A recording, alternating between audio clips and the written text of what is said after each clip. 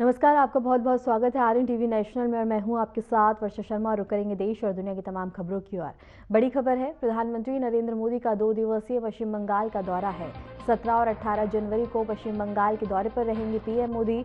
मालदा से करेंगे अपने दौरे की शुरुआत, वहीं वंदे भारत स्लीपर ट्रेन को दिखाएंगे हरी झंडी। इसके साथ ही सार्वजनिक कार्यक्रम में हिस्सा लेंगे। 3,250 करोड़ रुपए की परियोजनाओं की सौगात देंगे। इस वक्त की बड़ी खबर आपको बता दें, प्रधानमंत्री नरेंद्र मोदी 2 दिवसीय पश्चिम बंगाल दौरे पर पहुंचे हैं और 17 जनवरी को दिल्ली से मालदा पधारे और अपने दौरे की शुरुआत करेंगे। इस अवसर पर वह पहली वंदे भारत स्लीपर ट्रेन को हरी झंडी दिखाएंगे, जो देश में रेल सेवा के नए आयाम को दर्शाती है। इसके साथ ही प्रधानमंत्री एक सार्वजनिक कार्यक्रम में भी हिस्सा लेंगे, जहां बता दें कि नई परियोजनाओं की सौगात देंगे। इन परियोजनाओं में सड़क, परिवहन, बुनियादी ढांचा और सामाजिक विकास से जुड़े कई महत्वपूर्ण कार्यक्रम शामिल हैं। वहीं बता दें कि पीएम मोदी के दौरे का उद्देश्य राज्य में विकास को तेज करना और जनता के बीच केंद्र की योजनाओं की सफलता दिखाना है।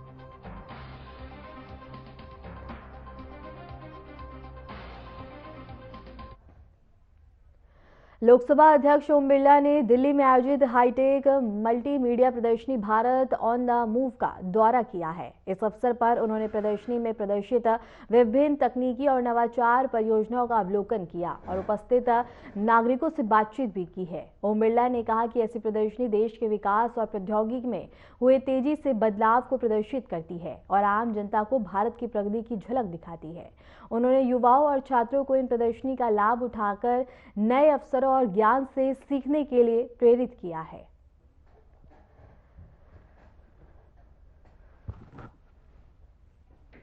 और दिल्ली से ये खबर हम आपको बता रहे हैं, जहां ओम बिरला का प्रदर्शनी का दौरा, इसके साथ ही जनता और छात्रों से यहां उन्होंने बातचीत भी की है। इसके साथ ही यहां कई महत्वपूर्ण पे बता दें कि प्रकाश भी डाला गया है।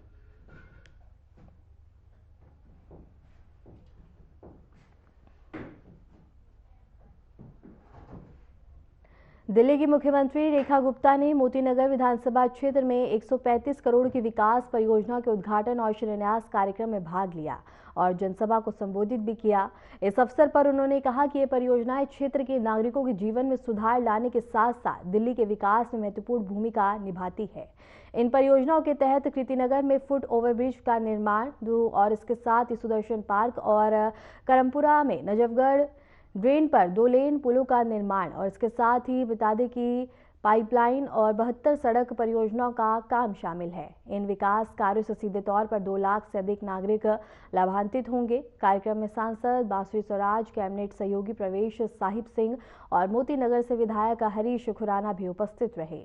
और दिल्ली से ही खबर हम आपको बता रहे हैं, जहां सीएम रेखा गुप्ता ने कई विकास परियोजनाओं की सौगात दी है। सीएम रेखा ने किया उद्घाटन। 135 करोड़ के प्रोजेक्ट्स की शुरुआत की गई है। सड़क और पुल निर्माण कार्य इसमें शामिल है और नागरिकों के लिए ये बता दें कि लाभकारी परियोजनाएं शामिल होंगी।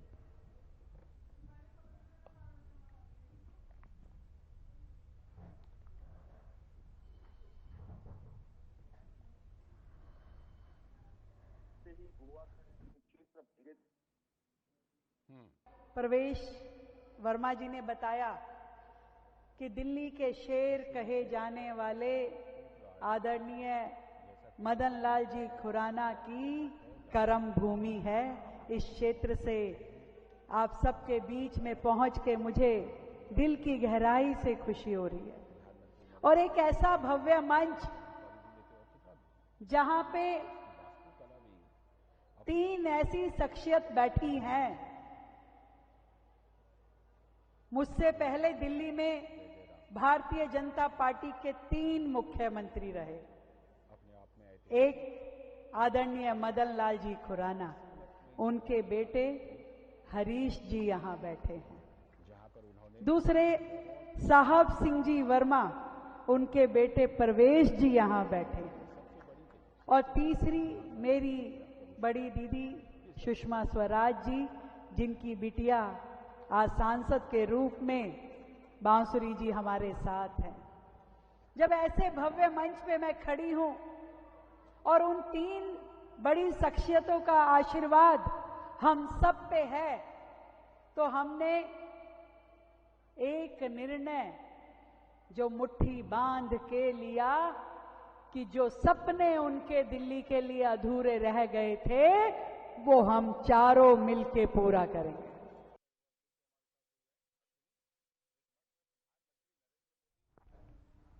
उत्तर प्रदेश के मुख्यमंत्री योगी आदित्यनाथ ने अपने सरकारी आवास पर एमएसएमई के वन और खनिज में बता दें कि सरदार पटेल प्लेटफॉर्म्स में जोन पहल के संबंध में एक बैठक की है।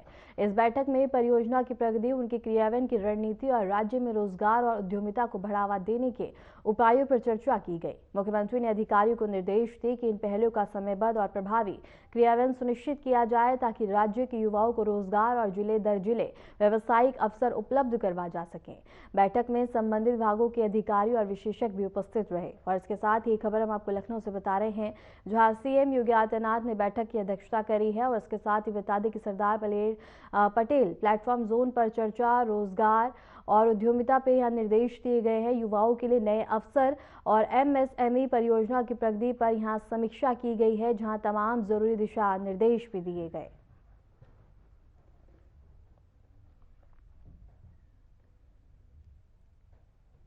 और इसके साथ ही लखनऊ से खबर हम आपको बता रहे हैं, जहां उत्तर प्रदेश के मुख्यमंत्री योगी आदित्यनाथ ने अपने सरकारी आवास पर बैठक की अध्यक्षता करी है, जहां तमाम जरूरी दिशा निर्देश दिए गए हैं।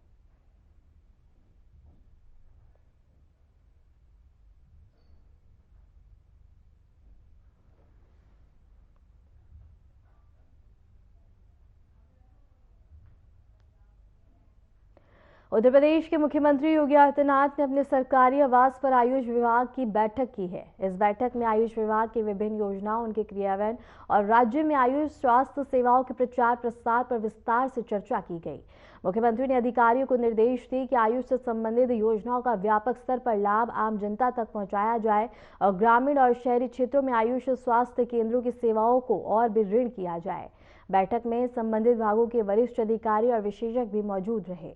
और लखनऊ से खबर हम आपको बता रहे हैं, जहां सीएम योगी आदित्यनाथ ने बैठक की अध्यक्षता करी। सीएम योगी की अध्यक्षता में आयुष विभाग की बैठक का आयोजन किया गया, जहां योजनाओं पर चर्चा और विचार विमर्श हुआ। स्वास्थ्य सेवाओं के प्रचार को लेकर यहां निर्देश दिए गए हैं ताकि जनता तक सीधा लाभ पहुंच सके।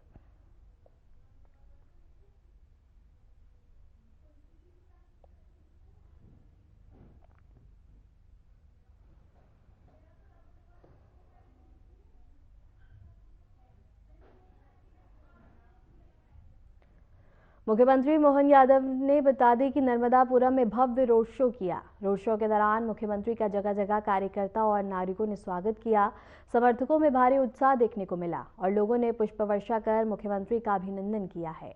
इस अवसर पर पार्टी पदाधिकारी, जनप्रतिनिधि और बड़ी संख्या में आमजन मौजूद रहे। और ये खबर हम आपको नर्मदापुरम से बता रहे हैं, जहां सीएम मोहन यादव ने भव्य रोड शो किया है।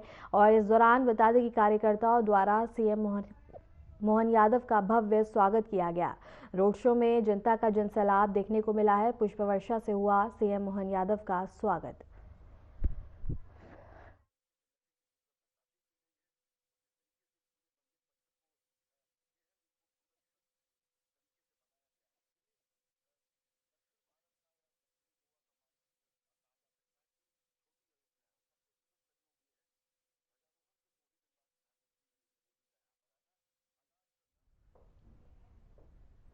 जानी मानी पैरा एथलीट और बता दें कि पुरस्कार विजेता डॉक्टर दीपा मलिक ने उत्तराखंड के मुख्यमंत्री पुष्कर सिंह धामी से उनके आवास पर मुलाकात की है। इस अवसर पर मुख्यमंत्री ने डॉक्टर मलिक को सम्मानित किया और उनके उल्लेख्य योगदान की सराहना की है। मुख्यमंत्री ने बता दें कि डॉक्टर मलिक के पैरा स्पोर्ट्स के क्षेत्र में किए गए उत्कृष्ट कार्य को देश और समाज के लिए प्रेरणादायक बताते हुए कहा है कि उनकी सफलता ने समाज में नई उम्मीद और उत्साह का संचार किया है। डॉक्टर मलिक ने भी इस मुलाकात के दौरान राज्य सरकार की योजना और खेल के क्षेत्र में किए जा रहे प्रयासों की तारीफ की है। देहरादून से खबर हम आपको बता रहे हैं, जहां डॉक्टर दीपा ने मुलाकात की है सीएम धामी से। सीएम धामी ने उन्हें सम्मानित किया। इसके साथ ही बता दें कि उनके उत्कृष्ट कार्य को सराहा गया है। देश और समाज के लिए प्रेरक और सीएम आवास पर शिष्टाचार भेंट मुलाकात की गई है। और इसके साथ ही खबर हम आपको बता रहे हैं, जहाँ डॉक्टर दीपा ने मुलाकात की है। और इसके साथ ही बता दें कि ये मुलाकात काफ़ी ज़्यादा अहम मानी जा रही है।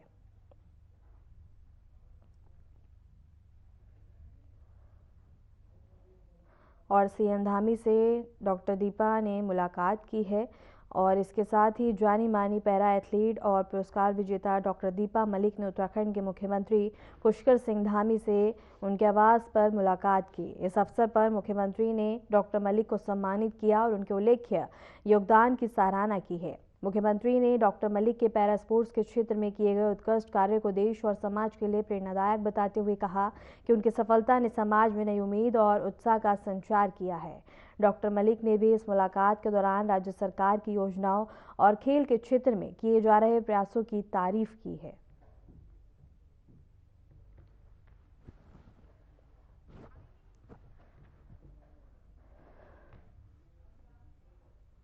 राजस्थान के मुख्यमंत्री भजन लाल शर्मा ने जयपुर में कृषि संबंधी ग्राम बैठक आयोजित की है। बैठक में कृषि विकास, किसानों की समस्याओं और नई योजनाओं पर चर्चा की गई। मुख्यमंत्री ने कहा कि सरकार ग्रामीण कृषि सुधार और किसानों के हितों के लिए निरंतर प्रयासरत है। बैठक में संबंधित अधिकारियों और कृषि विशेषज्ञों ने भी हिस्सा लिया और विभिन्न मुद्दों पर अपने सुझाव साझा किए हैं। और जयपुर से ये खबर हम आपको बता रहे हैं, जहां राजस्थान के मुख्यमंत्री भजन लाल शर्मा ने जयपुर में कृषि संबंधी ग्राम बैठक आयोजित की। बैठक में कृषि विकास, किसानों की समस्याओं और नई योजनाओं पर चर्चा की गई है। मुख्यमंत्री ने कहा कि सरकार ग्रामीण कृषि सुधार और किसानों के हितों के लिए निरंतर प्रयासरत है। बैठक में संबंधित अधिकारियों और कृषि विशेषज्ञों ने भी हिस्सा लिया और विभिन्न मुद्दों पर सुझाव साझा किए हैं। जयपुर में कृषि बैठक का आयोजन किया गया। सीएम भजन लाल शर्मा ने इसकी अध्यक्षता की। किसानों की समस्याओं पर ध्यान दिया गया। कृषि विकास योजना पर विचार विमर्श किया गया।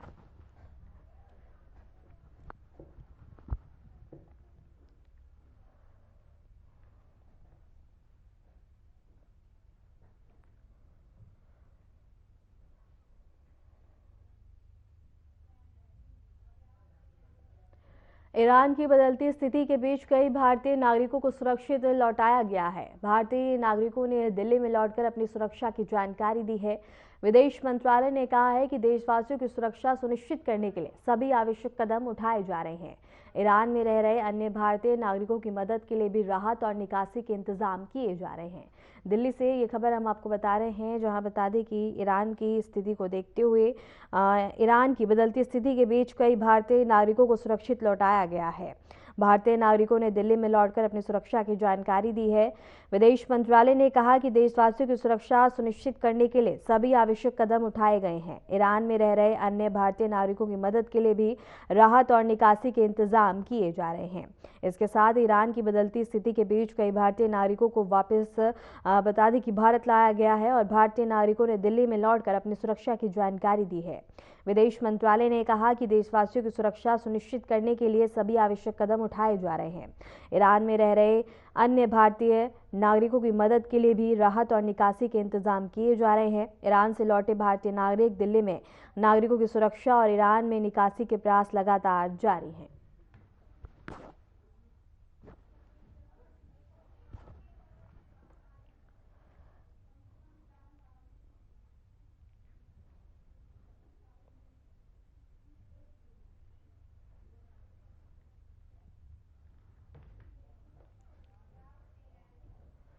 राष्ट्रीय राजधानी में स्मॉग की घनी परत छा गई है, जिससे मौसम काफी ज्यादा खराब हो गया है। इसके कारण आईजीआई एयरपोर्ट पर कई फ्लाइटें बाधित हुई हैं। हवाई अड्डे से इसका वीडियो भी सामने आया है, जिसमें दृश्यता बेहद ही कम देखने को मिल रही है। धीमी उड़ानों का असर साफ देखा जा सकता है। अधिकारियों ने यात्रियों से फ्लाइट स्थिति की जानकारी लेते रहने की सलाह दी है।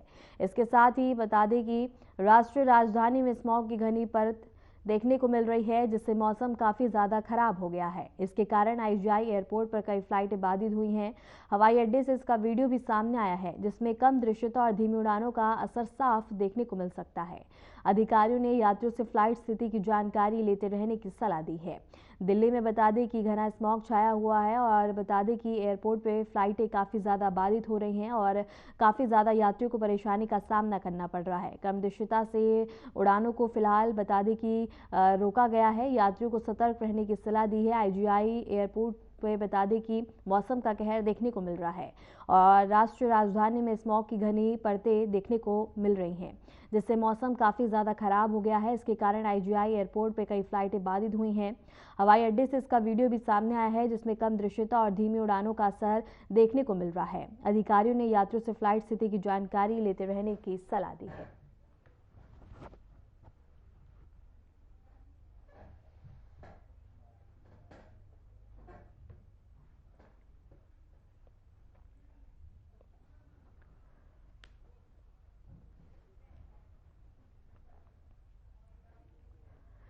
देश भर में शीतलहर के साथ साथ घना कोहरा का असर देखने को मिल रहा है। राष्ट्रीय राजधानी दिल्ली में शीतलहर के साथ घना कोहरा छाया हुआ है। ठंड और कोहरे के कारण दृश्यता कम होने से जनजीवन प्रभावित हुआ है।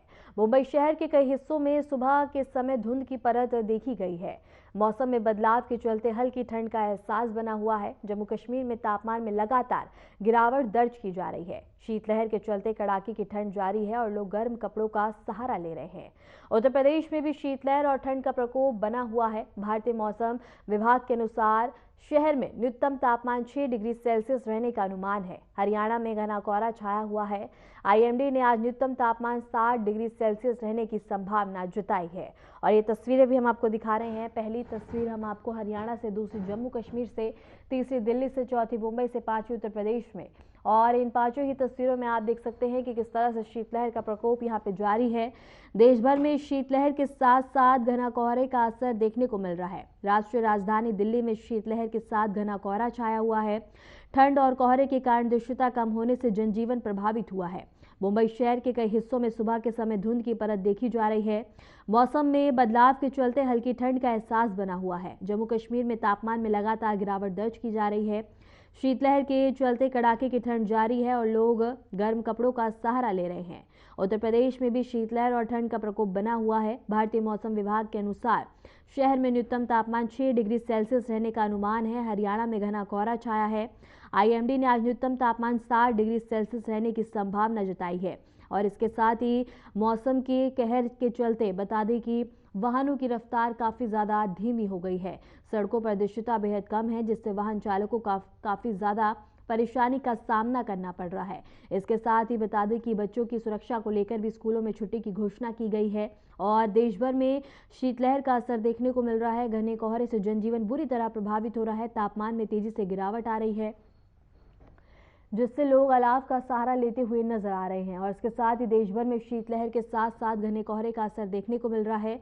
राष्ट्रीय राजधानी दिल्ली में शीतलहर के साथ घना कोहरा छाया है। ठंड और कोहरे के कारण दृश्यता कम होने से जनजीवन प्रभावित हुआ है।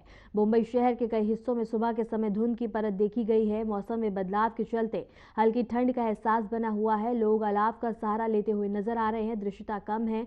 सड़कों पर वाहनों की आवाजाही बेहद ही बता दें कि गंभीर श्रेणी में चलती हुई नजर आ रही है और वाहन चालकों को काफी ज्यादा परेशानी का सामना करना पड़ रहा है। बच्चों की सुरक्षा को ध्यान में रखते हुए स्कूलों में बता दें कि छुट्टी की घोषणा की गई है, ताकि उनके स्वास्थ्य के साथ किसी भी तरह का खिलवाड़ ना हो। और इसके साथ ही लोगों से सतर्क और सावधानी बरतने की अपील भी की गई है। अगर जम्मू कश्मीर की बात करें तो तापमान में लगातार गिरावट दर्ज की जा रही है। शीतलहर के चलते कड़ाके की ठंड जारी है और लोग गर्म कपड़ों का और अलाव का सहारा ले रहे हैं।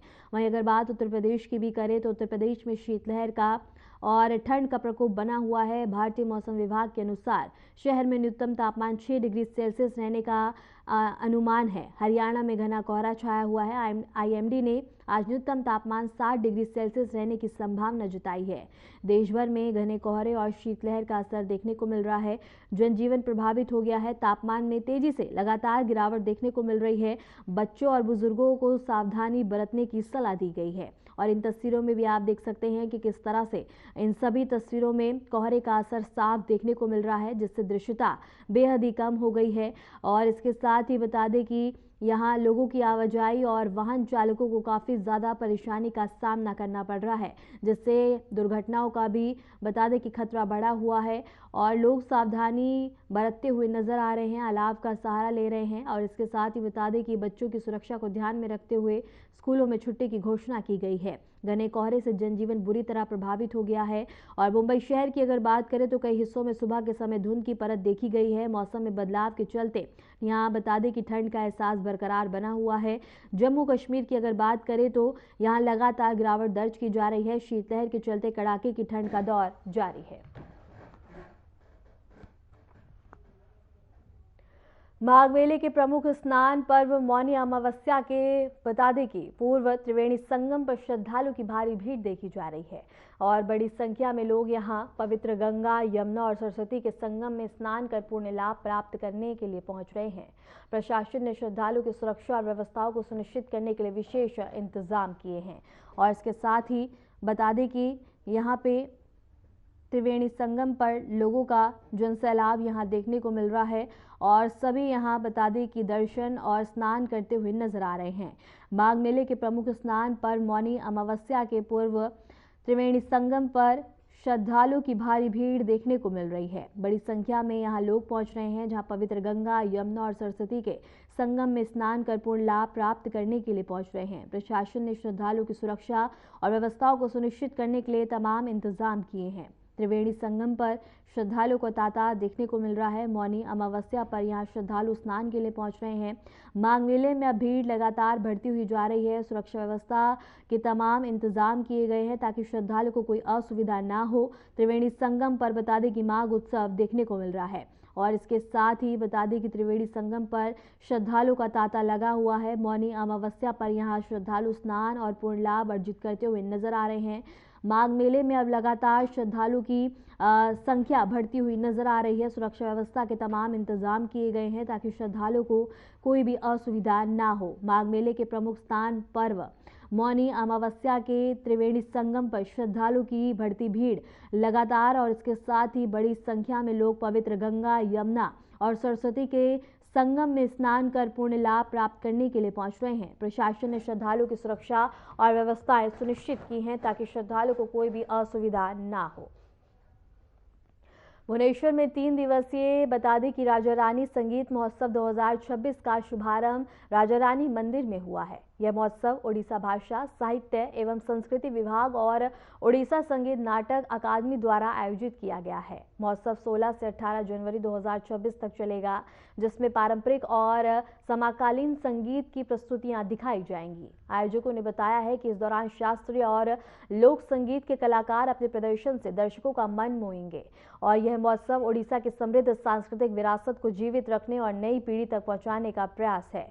इसके साथ ही ये खबर हम आपको बता रहे हैं, जहां भुवनेश्वर में 3 दिवसीय राजा रानी संगीत महोत्सव 2026 का शुभारंभ राजा रानी मंदिर में हुआ है। यह महोत्सव ओडिशा भाषा, साहित्य और संस्कृति विभाग और ओडिशा संगीत नाटक अकादमी द्वारा आयोजित किया गया है। महोत्सव 16 से 18 जनवरी 2026 तक चलेगा, जिसमें पारंपरिक और समकालीन संगीत की प्रस्तुतियां दिखाई जाएंगी।